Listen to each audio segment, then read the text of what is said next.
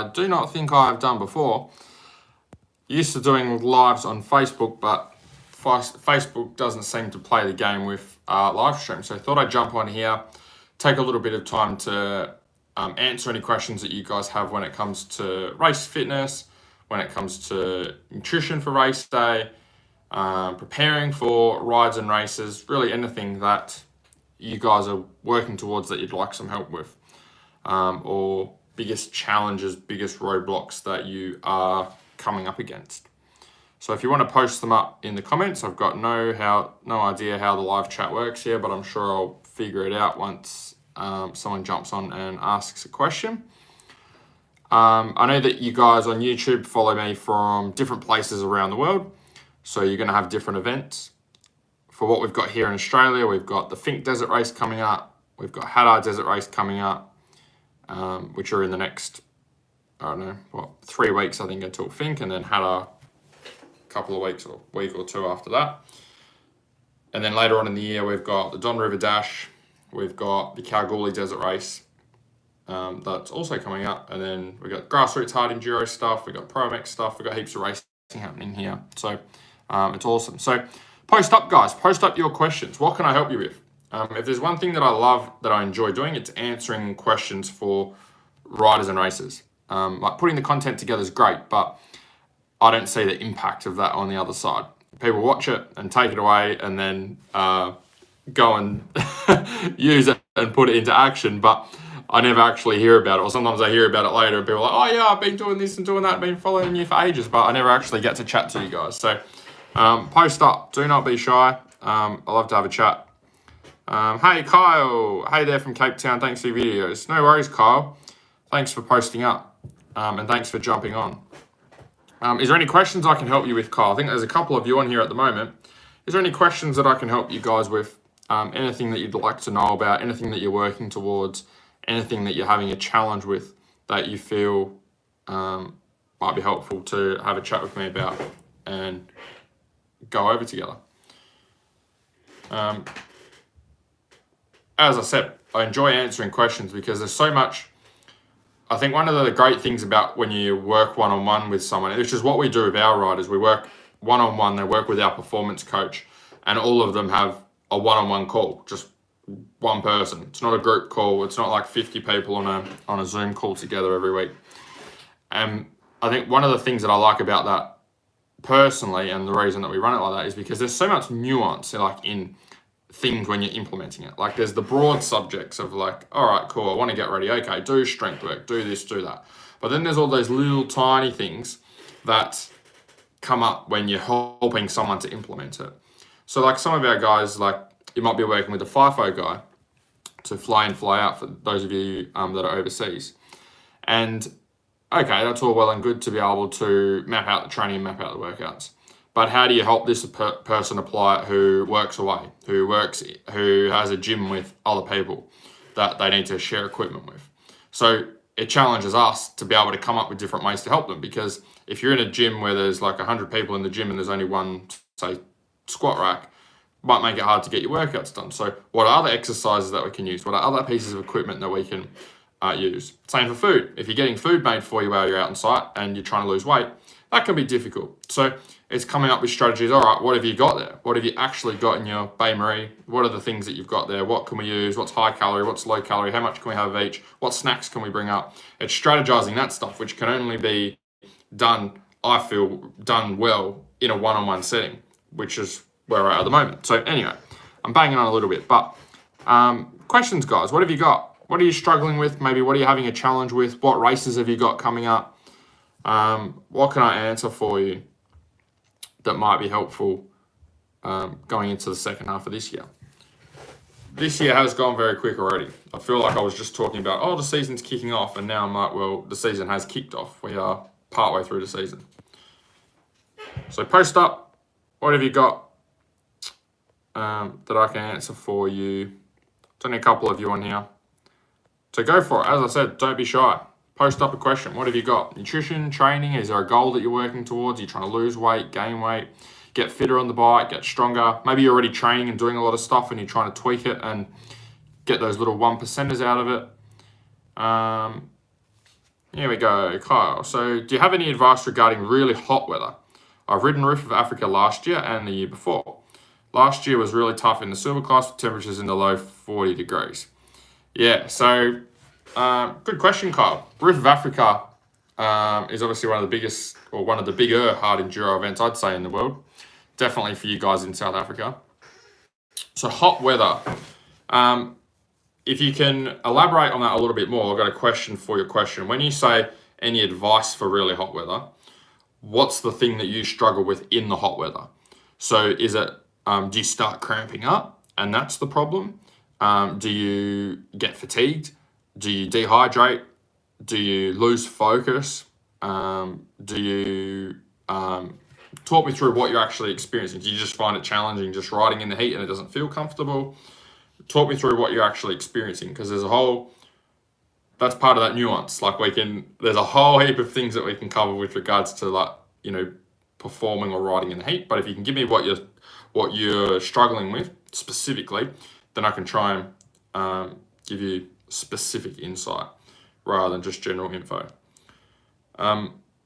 Overall, while you're writing that, I'll explain a couple of things just for everyone else who's listening in. And if anyone else has any questions, feel free to post them up or anything they'd want me to clarify. When it comes to riding in hot weather, usually for a lot of people, cramping is the problem.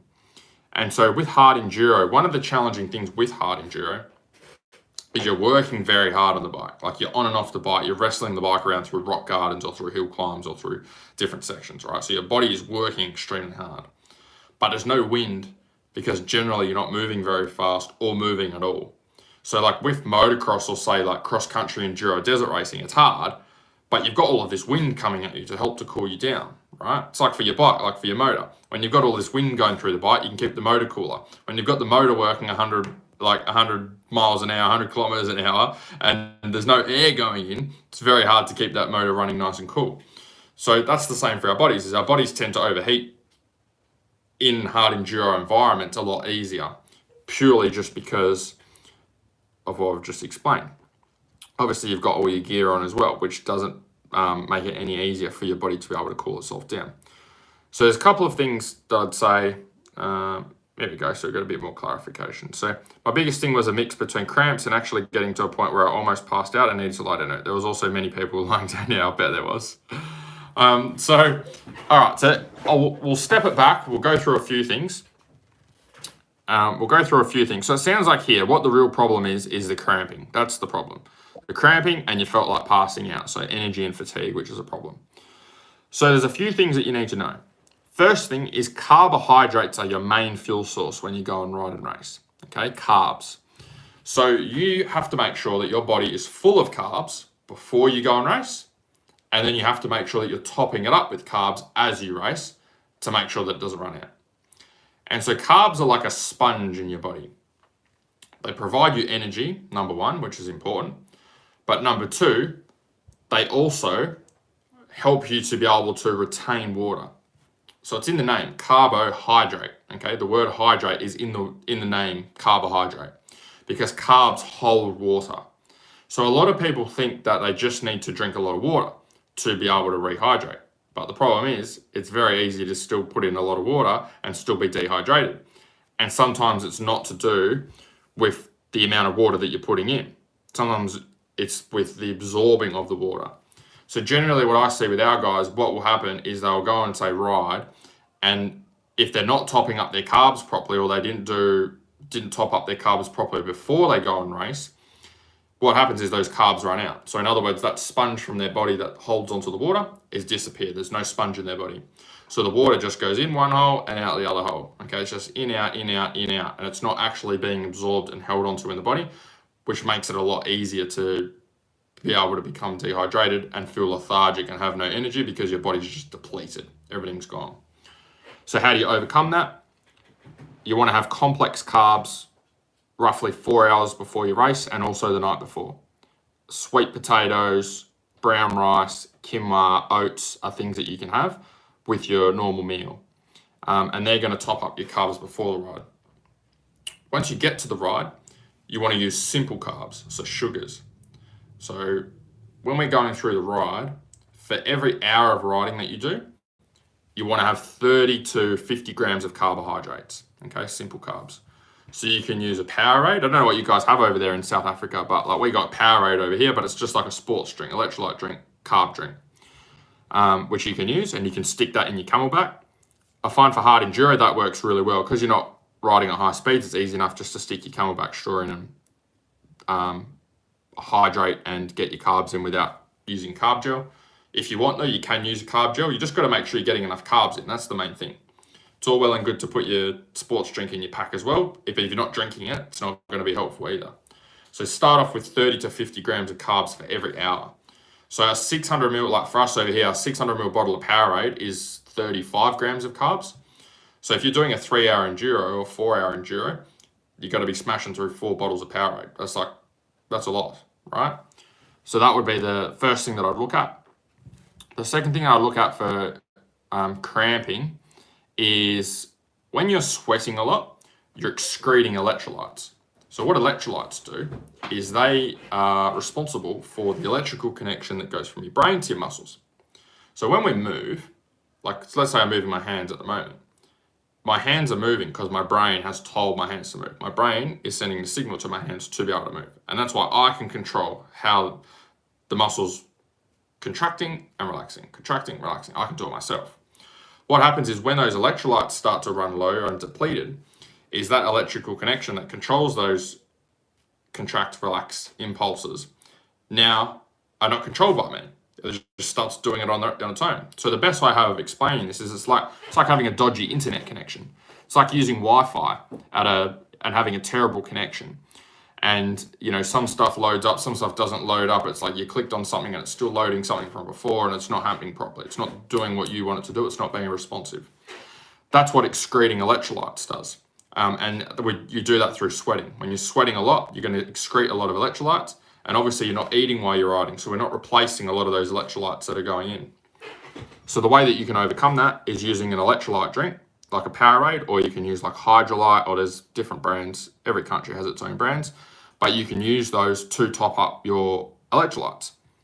The problem is most people only focus on topping up their carbs and topping up their electrolytes and topping up their water once they're dehydrated. Once they start to feel shit. Once they start to feel like, oh, I'm not feeling very well, I'm starting to cramp up, then they start doing all this stuff to try and fix it. And once you get to that point, it's very hard to try and overcome that. Not saying you can't, but it's very hard to try and come back from that. Especially when you're dehydrated and you're still trying to ride, I would say almost impossible to come back good, until you've stopped and rested. So focus on this stuff before it's a problem. You've got to anticipate that this is a problem. You've got to go, okay, this is a problem that's coming up. This is a problem I usually have. I know that I cramp. I know that it's hot. I know that the likelihood of this happening is probably going to be quite high. So start doing all of those steps before, even if it's not happening, rather than just being reactive and focusing on it when it is happening. In terms of water, as a rough gauge of how much to get in, you want to be getting in between 600 mils to a litre for every hour of riding. But that could be even more. If it's really hot and you're sweating a lot and there's not much airflow coming through and you're really overheating and sweating a lot, could be more than a litre, right? So it's a lot of water and liquid to be able to get in. But again, the biggest thing I can say is these things are all well and good that I've just mentioned, but they're not. You need to be proactive instead of reactive. You need to get all your ducks in a row before the race to prevent it from happening, because once it's happened, it's very hard to be able to come back from and come back good, come back to 100%. The chances of that are very low.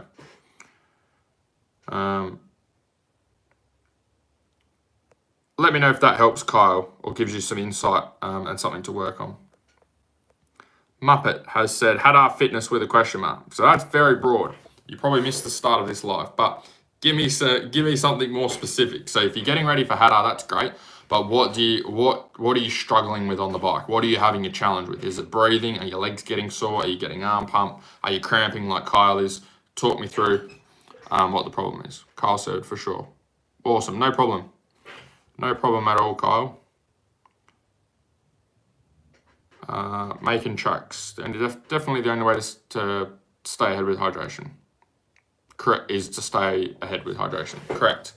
It's hard, it's rough. Like dehydration is the worst because it's extremely hard I would say even impossible to come back from while you're still riding. So like if you're dehydrated and you're halfway through a race, and let's say like for Kyle, you're doing 11 hours of riding and you're 6, 7, 8 hours in, and you've still got another, say, 4 hours left, and you're dehydrated at hour 8, hour 7, it's going to be a rough 4 hours. It's going to be a rough finish to that race. Because, yeah, what you're trying to do is you're trying to fill up your cup while you're emptying it at the same time, but the cup's already empty, right? It's like having a fuel tank in your bike and just putting like still riding the bike, but just putting a tiny little bit of fuel in at the bottom just to keep it going slightly, right? When really what you need is a full tank of fuel. That's what your body needs with water, rather than just trying to use what's at the bottom of the tank. Any other questions, guys? Post up. Happy to take some more questions. Post up if there's anything that I can help you guys with. Making tracks, always load up pre-ride with electrolytes and Kyle. Yeah, so that's what we just spoke about before with Kyle. And then also, obviously, you want to make sure you've got your carbs and you're getting your 30 to 50 grams of carbs. So if you can get your carbs and your electrolytes together, it just makes things easier for you rather than having different powders. There's one here in Australia we use, which is called Electrolyte Plus, I think from Bulk. I'm trying to remember now. Electrolyte Plus, I think it was called, from Bulk Nutrients, which is pretty good, which is an electrolyte and a carbohydrate drink mixed together, which makes it easy. Anytime you can get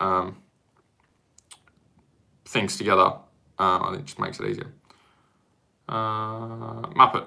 MX riders, no camelbacks. That is true. So if you've got no camelback for motocross, are you getting cramping? I guess that's my question for you, Muppet. Are you cramping, or are you just making a comment based on what we're talking about? If you're cramping while you are racing motocross, then post up, because we can dig into that a little bit more if we need to. Come up with a better strategy. Obviously, you're not going to have a camelback.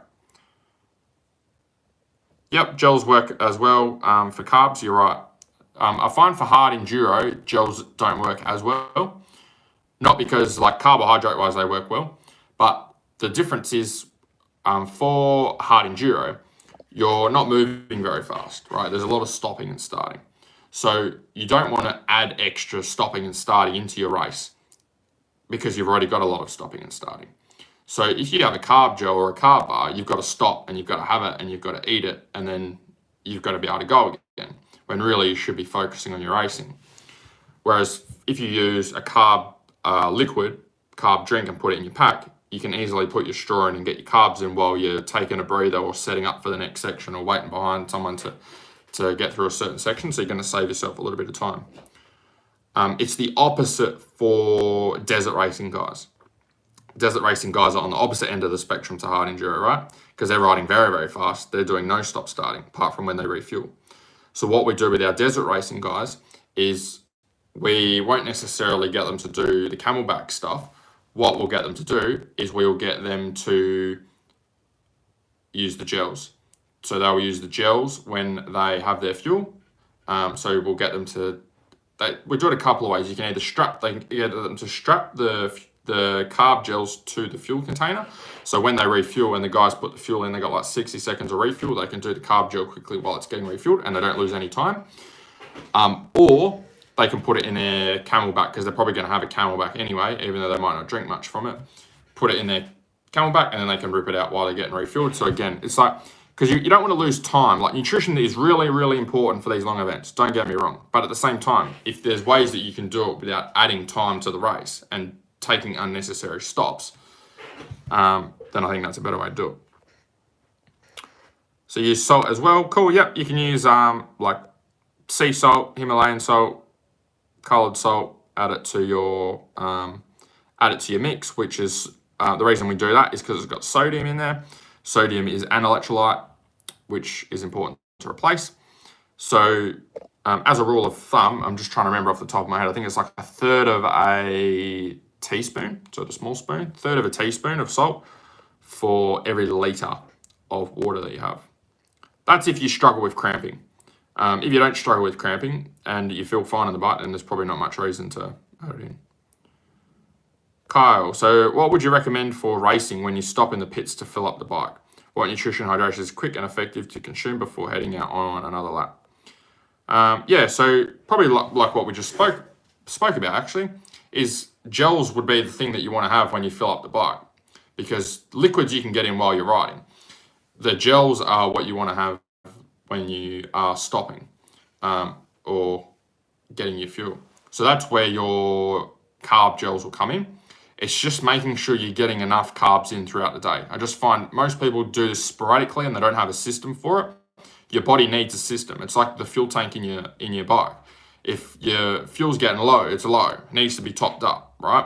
You can't just put, if you've got a fire, like if you've got a 10-liter fuel tank on your motocross bike or on your enduro bike, right? You can't put 20 liters of fuel in at the start and go, oh, this would be fine, because it only takes 10 liters. It's the same with your body. It takes a certain amount of carbs to fill up, but then once they're depleted, you need to be able to keep topping them up. You can't just go, oh, I've had all these carbs before and then not eat any carbs for 11 hours. So the 30 to 50 grams of carbs over those 11 hours is really important. Depending on when you're refueling, like with hard enduro, you're generally not going through as much fuel as like a cross country or a desert race because you're not working the bike as hard. So in that case, you might be fueling up every 2 or 3 hours rather than maybe say every hour and a half. If that's the case, then you need probably a multifaceted approach. You need to have carbs, electrolytes and liquids going in through your hydration in your CamelBak, and then you need to make sure that you're getting carb gels in at your fuel stops to make sure you're hitting that 30 to 50 grams of every hour of riding for your carbs. There's something else I was going to mention there, which I thought was important, but now it has slipped my mind. But if I remember, I'll come. Oh, that's what I was going to say. So with the CamelBak with your water, you need to know, all right, if I've got a 3-liter CamelBak, then I ride for 2 hours before the fuel stop, and I've got, let's just make it easy. Let's say you've got 2-liter CamelBak and you're going to stop for fuel every 2 hours. Then you need to make sure that you are sucking that CamelBak dry every 2 hours and then refilling it every 2 hours at the fuel stop as well with whatever liquid, whether it's using water or whether you are using the Powerades or the carb drinks to top up. But you've got to know, you've got to have it all mapped out. Like for our guys, everything is all mapped out beforehand. We've got the maps, the strategies, the plans there, and then Kyle, our performance coach, helps them one-on-one to be able to map it out for their specific racing or format of ride. So you can do it yourself. You definitely don't need us to be able to get you to do that for you. But again, you just got to hit that 30 to 50 grams of carbs for every hour, and then you've got to be confident on how you're going to execute that, how you're going to hit those numbers consistently all the way through the ride. Let me know if that helps, Kyle. Any other questions, guys? Feel free to post up. So making track said put carb liquid in with electrolytes. Yeah, so you can do that. Put your carbs and electrolytes in your pack together in your back. So preferably, like I was saying, you can get mixes which are electrolytes and carbs together. So like Powerades and Gatorades are perfect because they've got electrolytes in there, plus they've got sugars in there as well. If you just get the normal one, we don't want like the sugar-free one or the other funny versions they make. You want the proper one. You want the sugar because that's what you're burning through. That's what we're trying to replace. Arm pump remedy. So give me some more insight, Muppet. You give me a few words here and there, but you don't give me too much insight to give, so I can give you specific advice for you. So do you get arm pump? Do you get type 1 or type 2 arm pump? Type 1 arm pump is where you get arm pump the worst at the start of a ride, and it gets better as you keep riding. Type 2 arm pump is where you get minimal or no arm pump at the start, and the longer you ride for, the worse the arm pump gets. So let me know what type you've got, and then I can answer for you.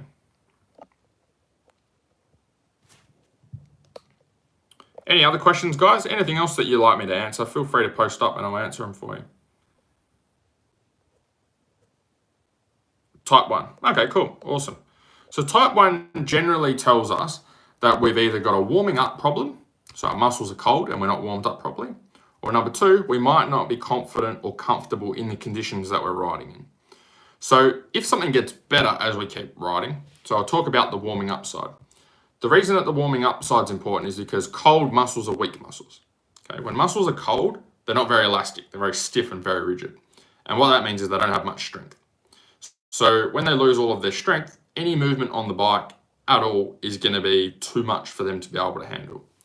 It's like going to the gym and let's say you're strong enough to do squats with 100 kilos.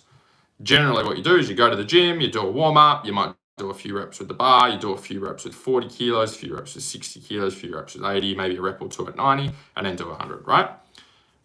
Our motocross or enduro bikes are 100 kilos plus. So if we're just jumping on the bike and then trying to wrestle around 100 kilos straight away, that's the equivalent of going to the gym and just trying to do squats with 100 kilos straight away. If you've ever tried to go to the gym and you've never warmed up for the exercise, you'll know the stiff and rigid feeling that you get. Everything just burns and feels stiff and doesn't feel right. And that's because you're not warm. So that would be the first thing, Muppet, would be getting your body warm. How do you do that? You could ride an exercise bike, you could use a rowing machine if you've got one at the track. If not, you could do some push-ups and do some squats. If not, you could go for like a little bit of, if that's challenging, you could go for a little bit of a jog. Or go for a walk to get some warmth into your body if it is cold.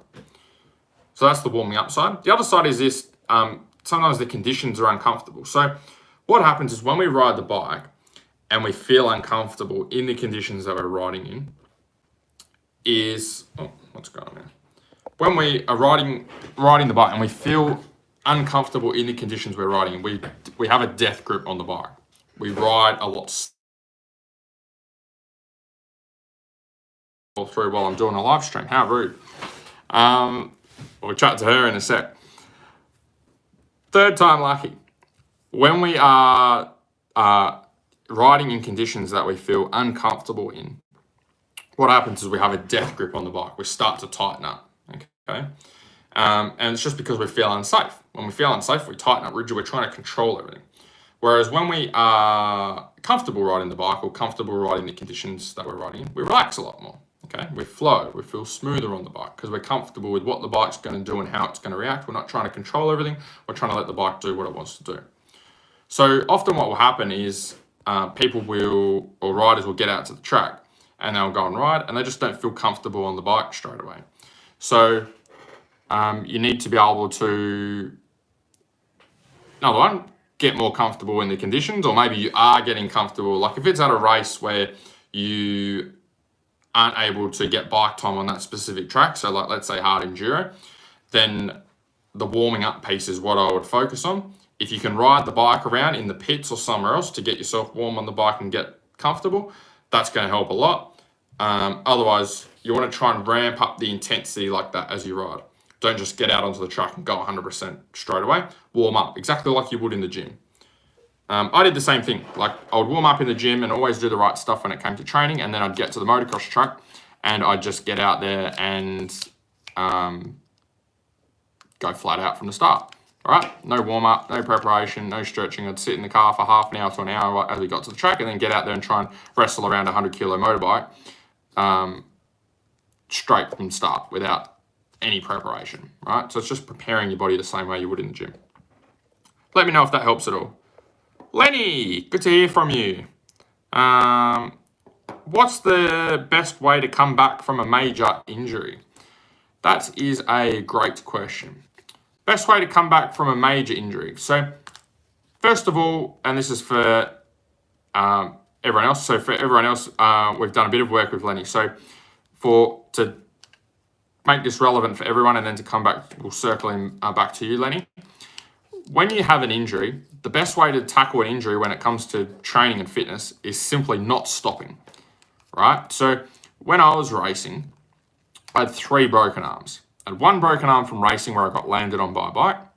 The other 2 broken arms were from football and the other one got hit by a swing.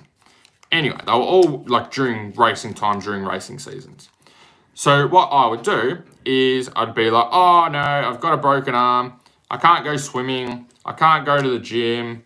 Oh shit, life's shit at the moment because I can't go riding on the weekend and I love going riding. I can't train. So I'd pretty much just write myself off for however long it took me to get out of the cast. And then when I got out of the cast, I'd have to start again, start from ground zero. And so the shit thing about that is every time, like I'd make all of this progress up until the injury and then get injured and then everything just goes back to zero because I'd just give up.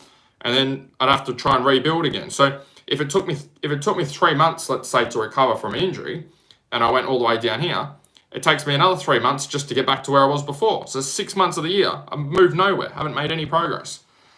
And also when I did get back on the bike, what happened is I didn't have the fitness and strength there. I couldn't just pick up from where I left off because I'd done nothing for however many months it was that I'd been injured. So first of all, I'd say best way to come, depending on the type of injury, is to be able to find a way to keep training and keep up momentum. And sometimes that means you're not going to do the training that you normally do. So for me, when I had my broken arm, if I was to go back and coach myself, yes, I had a broken arm and it was in a cast. I can't go to the swimming pool. At that period of time, I was swimming, right? I was swimming 3-4 nights a week doing club level swimming because I thought that was helpful. But anyway, that's a whole nother chat. Obviously, I can't go in the pool because I've got a cast on, right? But there's heaps of other things that I could have done. I could have gone and done spin classes at the gym, right? Like that just doesn't use my arm. I could have had my arm in the sling and still done spin classes, fine. I could have done some bodyweight squats with my arm in a sling, okay? I could have done some lunges. I could have still done some core work. I could have got like on the assault bike. If you've seen the assault bike, you can choose not to use the arms and just use the legs, and that would have given me a bit more resistance with the lower body. I could have gone for like maybe not a weighted vest walk, but I could have incorporated walks or could have incorporated running. If it didn't hurt, the impact didn't hurt, and the bouncing didn't hurt, I could have incorporated running. I could have done sled pushes, or like, sorry, not sled pushes, but sled pulls, where you have the harness on and you pull the sled, and had one of them down at the park and done that. Heaps of stuff that I could have done, like so many things that I could have done to keep up momentum that would have just mean, instead of me dropping back to zero, I would have maybe dropped back to here, right? And then when I got back, it would take me a few weeks just to get back to normal when I started doing a bit more upper body stuff. But I didn't do that. So I'd say that's probably the first thing, Lenny, is keeping up the momentum. If it is a major injury where the person can't even work around it, they're bedridden in hospital, they're eating hospital food and it's been a really decent one and they've really fucked themselves up, then it's getting back to doing things that you can do as early as possible. So again, it's not writing off. If something's really bad for 2 weeks, it's not letting that 2 weeks turn into 2 months, turn into 2 years. It's looking at it and going, okay, all right, 2 weeks has been really bad, but now I'm actually at a point where I can do something. I can't do all that normal stuff I was doing before, but I can do something, and it's getting into that and building momentum with it. That's the strategy side.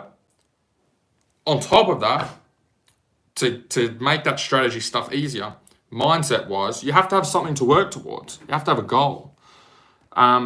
If you're just training for the sake of training, or just for doing something, or because you feel like, oh, I should be doing, I want to be healthy, or I might want to be fit, and you're just doing it for vague reasons, it's going to be very hard for you to find the motivation to want to actually do stuff in the first place.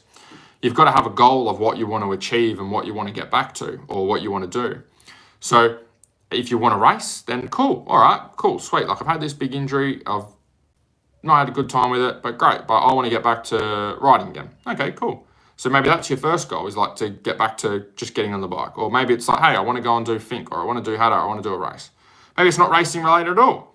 Maybe you don't want to do racing. Maybe you have a big injury and you're like, you know what, I don't want to do that. There's these other things I want to do. Maybe I want to do, like one of our guys we worked with, Adam, who he broke his back. He did like Fink, did some big events with desert racing and had a big accident where he broke his back.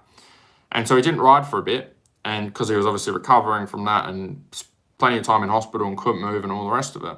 And now he does adventure bike riding. Bought himself an adventure bike, and he finds that Mrs. is happy for him to be able to do that, because obviously she was a bit scared. He's got kids. She was a bit scared, like having your husband or partner, broken his back and going, shit, is he going to walk again? She wasn't too keen on him going back racing. So the adventure bike worked well. She's happy with the adventure bike because it's a little bit less intense, and he's happy on the adventure bike as well because he feels a bit more comfortable on the bike and is able to do different types of riding. So that allowed him to be able to go, all right, like the first goal is just to get moving again and do stuff. But then the next thing is like, all right, how am I going to keep this up? What am I going to do? And that was the thing for him that's been helpful. Let me know if that helps at all, Lenny. No problems at all, Muppet. Hopefully that was helpful. Any other questions, guys? I had a few questions here, which is great. I love doing this stuff. Any other questions at all that I can help you guys with? Anything at all? Before we wrap it up. We've been going for a bit over half an hour, which is cool. Anything else? Any other questions? Anything else that I can answer for you guys? Hopefully you get there quick enough. So you can just post up in the comments. I don't know where, I would tell you where to comment and post, but I've got no idea. It's my first time, I don't think I've ever done a proper live YouTube video. Always do them on Facebook, but the Facebook ones aren't very cool. So Lenny said, thanks, mate. Appreciate all the support over the last few months from yourself and Cole. No problem at all, Lenny. No problem at all. It's not always fun. Injuries are definitely not fun, right? It's not something you look forward to. It's not something you want, but it's just trying to manage them as best you can. And manage it strategy-wise is often the easy part. The hard bit is managing it mentally, because they take, like I know when I broke my arms multiple times, it's like the thing I love doing, I can't do. I can't make progress towards. So hang in there, keep at it. Muppet, those lead Fink races are mental. They are very quick riders. Make and tracks. Thanks for your time. No problem at all. All right. Well, looks like we'll wrap it up then for today's live stream. Hopefully you guys enjoyed this. I enjoy this type of format of content better, to be honest, because there's a little bit more engagement. I feel like I'm actually helping you guys more than me just doing the videos. So anyway, we'll wrap it up for today. Appreciate you guys jumping on, and may or may not see you on the next live stream. See you guys.